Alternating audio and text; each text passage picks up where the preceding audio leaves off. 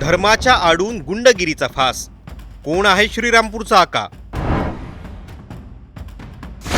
ना आमदार, ना खासदार, ना पोलीस, कुणीही नाव का घेईना. सगळ्या गावाला हा होता, सगळ्याला माहितीये, सगळे राहिले. हत्याकांडानंतर आकाशच्या वडिलांचा शिवसेना नेत्याला फोन. वो अभी अपने होटल में कुछ बम्बई के लोग रुके थे। हाँ वो पीएलए थे। हाँ उनका हमारे लड़के को बंद मार रहा है आकाश को। स्थानिक आमदारांकडून पहिल्यांदाच बेग टोळीचं उघडपणे नाव.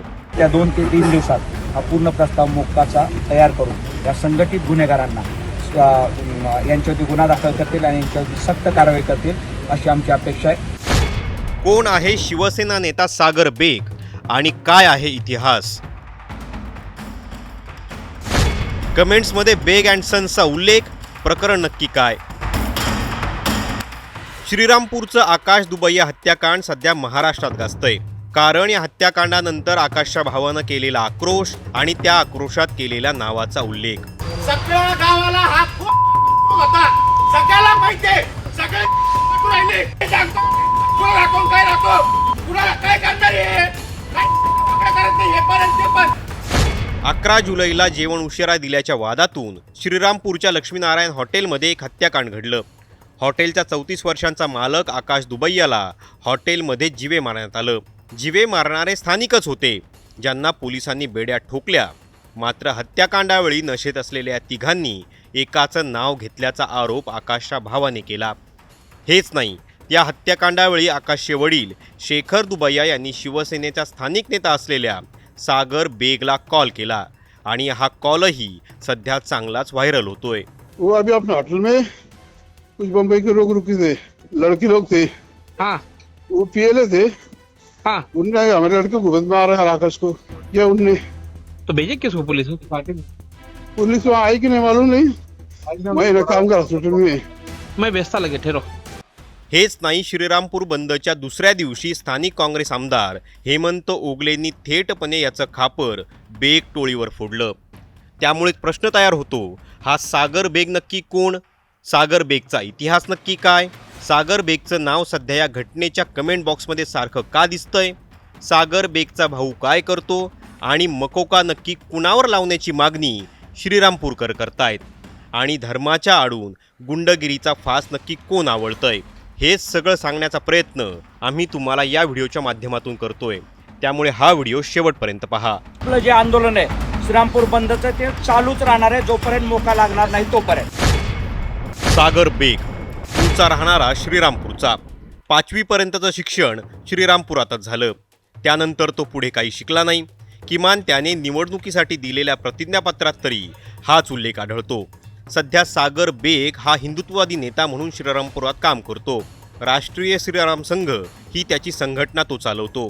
या संघटनेच्या कार्यक्रमातली अनेक त्याची वादग्रस्त वक्तव्य आहेत, जी अनेकदा चर्चेत राहिली आहेत. सागरला इंस्टाग्रामवर 1,30,000 फॉलोअर्स आहेत, तर फेसबुकवरही 36,000च्या जवळपास लोक त्याला फॉलो करतात. सागर फक्त साधा कार्यकर्ता नाही, तर त्याला मोठं जनसमर्थनही आहे. त्याने 2024ला श्रीरामपूर मतदारसंघातून अपक्ष निवडणूकही लढवली होती, ज्यात त्याचा पराभव झाला. मात्र सागरनं यात मोठ्या पक्षाच्या उमेदवारांना घाम फोडला होता. त्या निवडणुकीचा निकाल काय होता हे पहा, म्हणजे तुमच्या सगळं लक्षात येईल. शिर्डी श्रीरामपूर मतदारसंघ अनुसूचित जातींसाठी राखीव घोषित करण्यात आलेला. त्यामुळे या निवडणुकीत काँग्रेसकडून हेमंत ओगले हे उभे होते, तर त्यांच्या विरोधात शिवसेनेकडून भाऊसाहेब कांबळे यांना उमेदवारी देण्यात आली होती. याशिवाय या आधीचे शिवसेनेचे आमदार लहू कानडेंनी बंडखोरी केली आणि राष्ट्रवादी काँग्रेसकडून अर्ज भरला. तर याच मतदारसंघातून सागर अशोक बेग यानंही अर्ज भरला. या निवडणुकीत हेमंत ओगले यांना 66,099 मतं पडली आणि ते विजयी झाले. दुसऱ्या क्रमांकाची मतं ही भाऊसाहेब कांबळे यांना पडली, जी होती 52,726. तर 3 नंबरची मतं ही सागरला मिळाली, ती होती तब्बल 47,860. विशेष म्हणजे मागच्या वेळेचे आमदार लहू कानडेंना त्याने मागे टाकत ही मतं मिळवली. लहू कानडेंना 42,571 मतं मिळाली. म्हणजे सागरनं अपक्ष उभं राहत मतं खाल्ली आणि ज्याचा फायदा काँग्रेसला झाल्याचं बोललं जातं. याच्यावरून तुम्ही सागरची मतदारसंघात किती पोहोच आहे याचा अंदाज लावू शकता.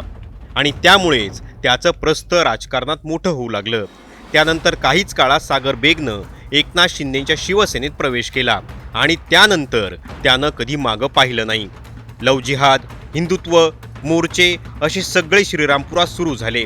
नगरचे स्थानिक आमदार संग्राम जगताप जेव्हा कट्टर हिंदुत्वाची भूमिका घेत होते तेव्हा दरवेळी सागर हा स्टेजवर असायचा. एकनाथ शिंदे, श्रीकांत शिंदेंसोबतचे अनेक रील त्याने आपल्या इंस्टाग्राम अकाउंटवर शेअर केलेत. एकनाथ शिंदे गळ्यात हात घालून बाजूला नेतानाचं एक रील त्याचं चांगलंच व्हायरल झालं होतं. हेच नाही तर भाजपचे मंत्री नितेश राणेंच्या हिंदू जनाक्रोश मोर्चातही सागरची भाषणं वादग्रस्त होती. त्यामुळे सागर हा नितेश राणेंच्या जवळ असल्याचं स्थानिक बोलतात. सागरच्या फेसबुक व इंस्टाग्राम पेजवर तुम्ही गेले तर तुम्हाला असा वादग्रस्त कंटेंट सापडतो ज्यात तो उघडपणे नथुराम गोडसेचं समर्थन करत गांधी हत्येला पाठिंबा देतो. हिंदू धर्म को छोड़कर इस्लाम को अपनाने वालों को मृत्युदंड देना स्वर्ग प्राप्ती है अशा आशयाच्या पोस्ट तुम्हाला पाहायला मिळतात. आता येऊया सागरवर असलेल्या गुन्ह्यांकडे जे त्याने 2024ला निवडणुकीवेळी भरलेल्या शपथपत्रात नोंदवलेत. 14 मार्च 2018ला नगरच्या हद्दीत हत्येचा प्रयत्न आणि दरोडा टाकणे आणि आरोपींना आश्रय देण्याचा गुन्हा त्याच्यावर नोंद करण्यात आला होता, ज्यात त्याला नगर कोर्टातून जामीन मिळालाय. 20 एप्रिल 2013ला श्रीरामपुरातील एका घटनेत त्याच्यावर हत्येच्या प्रयत्नाचा गुन्हा आहे, ज्यात त्याला जामीन मिळालाय. 2013ला लोणी पोलीस स्टेशनच्या हद्दीत घडलेल्या घटनेत त्याच्यावर दरोड्याचा गुन्हा दाखल करण्यात आलाय, ज्यात त्याला सध्या जामीन मिळालाय. याच्याशिवाय पनवेल, नाशिक, राहाता, माझगाव कोर्टात त्याच्यावर अशा स्वरूपाचे गंभीर खटले भरण्यात आले होते. अशा एकूण 8 प्रकरणात त्याला जामीन मिळालाय. त्यामुळे तिथं सागरची दहशत असल्याचं स्थानिक बोलतात. मात्र या प्रकरणात जेव्हा घटना घडली तेव्हा आकाशच्या वडिलांनी सागरलाच कॉल केलेला आणि मदतीची मागणी केलेली. त्यामुळे सागर बेग यातील आका नसल्याचं सागरचे समर्थक सांगतात. मात्र दुसऱ्या बाजूला सागरसह त्याचा भाऊ आकाश बेग जो स्थानिक नगरसेवक आहे आणि नातेवाईक अंकुश जेदे हाही यात सामील असल्याचा आरोप स्थानिक आमदारांनी केला होता. याआधी 15 गुन्हे दाखल असलेल्या सोनू बेगला अटक करण्यात आली होती. त्यानंतर गोरख जेधे यालाही श्रीरामपूर पोलिसांनी बेड्या ठोकल्या होत्या. त्यामुळे स्थानिक काँग्रेसचे आमदार हेमंत ओगलेंनी थेट बेगचं यात नाव घेतलं. बेग टोळी इथं सक्रिय असून यांच्या अंतर्गतच तालुक्यात काळे धंदे सुरू असल्याचा आरोप थेट आमदारांनी केला.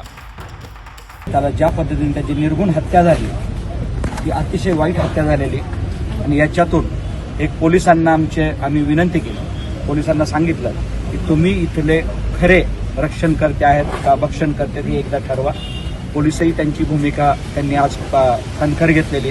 आम्ही अपेक्षा करतो की ते येत्या 2 ते 3 दिवसात हा पूर्ण प्रस्ताव मोक्काचा तयार करून या संघटित गुन्हेगारांना यांच्यावरती गुन्हा दाखल करतील आणि यांच्यावरती सक्त कारवाई करतील अशी आमची अपेक्षा आहे. परंतु जोपर्यंत हे सगळं होत नाही तोपर्यंत आमचं सगळ्यांचं आंदोलन चालूच राहणार आहे. श्रीरामपूर बंदची हाक आहे ती पूर्ण श्रीरामपूर बेमुदत बंद राहणार आहे जोपर्यंत हा याच्यावरती निर्णय होतो. त्यामुळे बेग याचं पहिल्यांदा नाव चर्चेत आलं.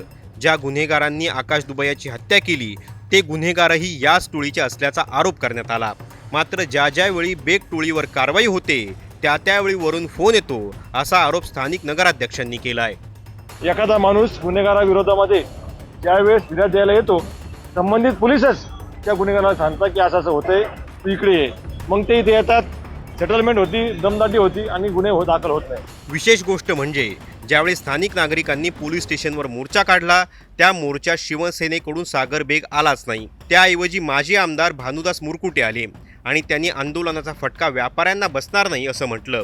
तर दुसऱ्या बाजूला शिवसेना नेते प्रकाश चित्ते म्हणाले की आता हिंदू गुंडांपासूनच हिंदू समाजाचं रक्षण करण्याची वेळ आली आहे. गेल्या 1.5-2 वर्षात अनेक मुली बेपत्त्या झाल्या, ड्रगचे साठे सापडले, मात्र पोलिसांकडून काहीच कारवाई झालेली नाही. गेले अनेक दिवस श्रीरामपूर धगधगतंय. आकाश दुबैयाच्या हत्येनंतर जनतेच्या संयमाचा अंत झालेला पाहायला मिळतोय. बेमुदत संप सुरू आहे, लोक रस्त्यावर उतरतायत, बोलतायत, गुंडगिरी संपवा ही मागणी करतायत. हा आक्रोश नेते, पक्ष आणि सत्ताधाऱ्यांनी समजून घेण्याची गरज आहे. कदाचित सागर बेग याचा यात हात नसेलही, मात्र पोलिसांची संथ प्रतिक्रिया संशय वाढवते. वाळूचे धंदे, वाढलेली ड्रगची तस्करी, नशेच्या आहारी गेलेली तरुण पिढी, वाढती गुन्हेगारी, खंडणी वसुली सगळ्यांनीच लोक हैराण झालेत. त्यामुळे मुख्यमंत्री देवेंद्र फडणवीसांनी यात वैयक्तिक लक्ष घालणं गरजेचं आहे. नाहीतर संयम सुटला, उद्रेक झाला तर नुकसान समाजाचंच होणार आहे. तुम्हाला नगरच्या या घटनेबद्दल नक्की काय वाटतं? कुठल्याही समाजात असे आका कोण तयार करतं? याला जबाबदार नक्की कोण? हे गावाच्या नावासह कमेंट करा आणि अशाच क्राईम जगतातल्या धडाकेबाज व्हिडिओसाठी टाइम्स नाव मराठीला सबस्क्राईब आणि फॉलो करायला विसरू नका.